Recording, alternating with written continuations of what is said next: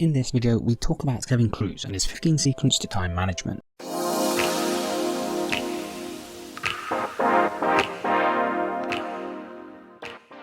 A subject that can change your whole perception on the value of each second in the day, and what you could be capable of.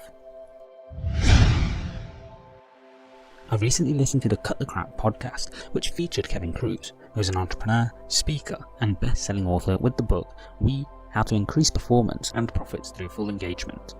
The podcast had a hugely profound impact on me, where I gained insight on how the most successful think about time and why they're able to achieve all they have in their lives. So in this video, I want to go through the first 8 steps from the 15, with the second part due out next time. The tips are about making efficient and productive use of time, and gave me great context and meaning to Dr. Jordan Peterson's famous quote, which goes as follows. Well, you know, there are remarkable people who come into the world from time to time, and there are people who do find out over what they could be like if they were who they were. We do not know the limits to that, and so you ask yourself, well, what would happen if you just stopped wasting the opportunities that are in front of you? Who knows how much more efficient you'd be? The point here is that time is the single most valuable resource we have in life, and Kevin Kruse deconstructs the possibilities of how we're using time to make the most effective use of it. While all other resources, like money, can be recovered in life, once time passes it's gone forever, and there's no way to recover that period of your life. So knowing the importance of time, how do the most successful make the best use of the 24 hours, or 1,440 minutes we have in each day? Number 1. Time is your most valuable resource. We've already touched on this one, but to quote Kevin Kruse, time is life. Money, if lost, can be recovered. If you get sick, you can usually get well again. Time is different though, because once you lose time, it's gone and isn't coming back. Those who are successful understand and acknowledge this point. They don't think about the value of years, or months, or days. The successful look at the value of each individual minute in our day. For example, if you sit and procrastinate just for a minute, that time is gone and isn't coming back. Many of us don't think about time in these terms. We don't think about the minutes and focus on the macro, but where the difference that often counts is what you do when you consider the micro, and identify how much time you waste in the day. So try to journal how you use your time in the day. See how you're spending literally each minute of the day, and after a period, perhaps a week or a month. Review the journal to see the reality of how much time you lose in the day. Doing this will give you perspective on how much more you could be doing in your life. Number 2, do the most important task first. If you're working towards something in life, consider what you need to do to make the greatest progress. This is your most important task, which you should aim to do as soon as you can. As you do this daily, your productivity and progress towards your goal will snowball, which is something we all want. However, it's not just about identifying the most important task, but it's about then identifying the best time to do that task. Generally speaking, most people are at their best for a 2-hour period in the morning, this time being the period that's invaluable towards progressing towards completing a task. I find that for me, this window is usually between 9:30 and 11:30 AM, so much so that I actually set my watch against it. Where possible, assign this time to do what's most important, whatever that might be for you. Try to find the 2 hours that's best for you, and set it aside for focused and fully concentrated effort to accomplishing your most important task. You'll be shocked at how productive you can be. Number 3, keep a calendar. Interestingly, Kevin Kruse found that when researching highly successful people, most responded that they didn't write to-do lists, at least not in the sense that most of us would understand them. You see, for the average person, a to-do list is a bullet list of tasks they want to complete. The problem is that after writing the list, people don't actually decide when they're going to act on the items on the list, and often it falls to the wayside as other things come up. Successful people don't just list tasks, they schedule time to complete them.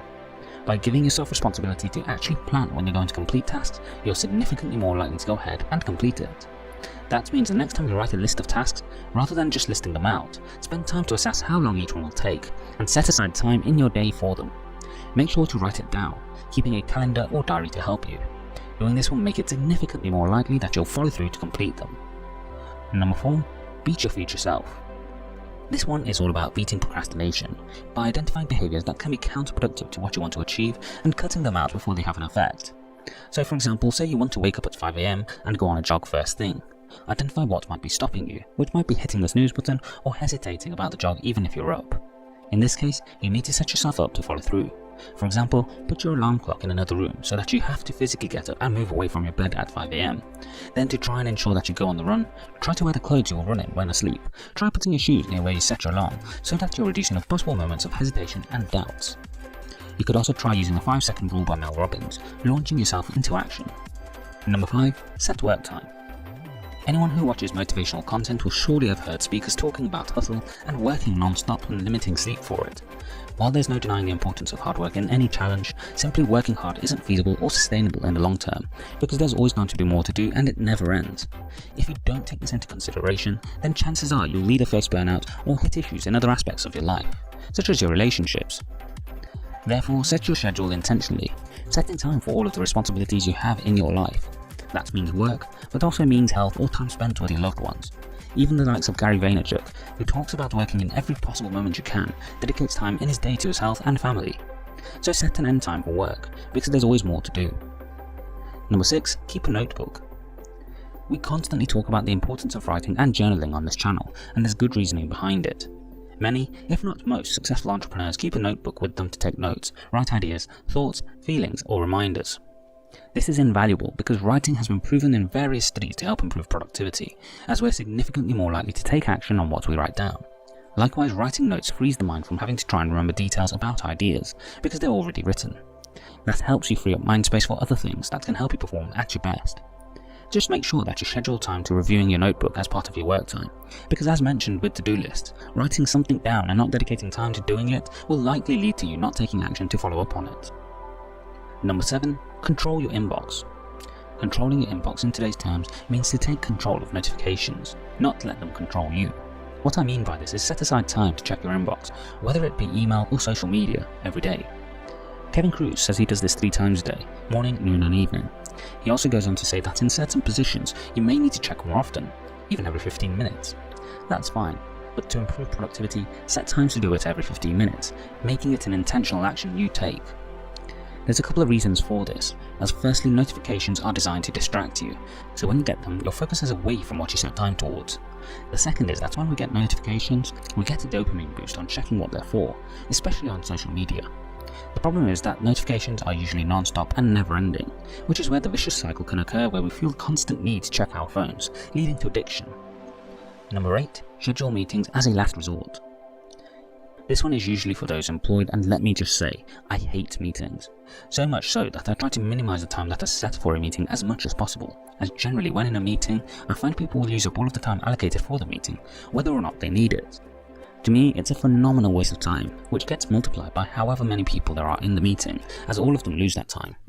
As already discussed, each minute counts, so losing 10, 15 or even 30 minutes unnecessarily is immensely frustrating. And the number of minutes lost from unnecessary and meaningless time spent in meetings in the world today is actually quite a depressing thought, as it's time we'll never get back again. I'm not alone in this thought. For example, Richard Branson believes most meetings don't need to be more than 10 minutes. So if you need to have a meeting, schedule the absolute minimum time needed for that meeting, and have a hard start and stop time for the meeting. Don't let people take the meeting off track, and definitely don't let time go to waste in the meeting. If you can, avoid meetings altogether, but if they must happen, then have them during times of the day when you aren't expecting to be at your best performance, this being the afternoon for most people. The only exception is when the meeting is the most important task of your day, which can happen on occasion, but should be the anomaly and not the normality. Which of these tips do you already apply or intend to apply in your life? Let me know in the comment section below. Next time we'll be covering the 7 remaining tips from Kevin Cruz to use your time like the most successful people in the world. If you enjoyed this video, please let me know with a like, consider sharing this with friends, and subscribing as we help people live life on their terms by providing practical advice through inspirational content. Thanks for watching.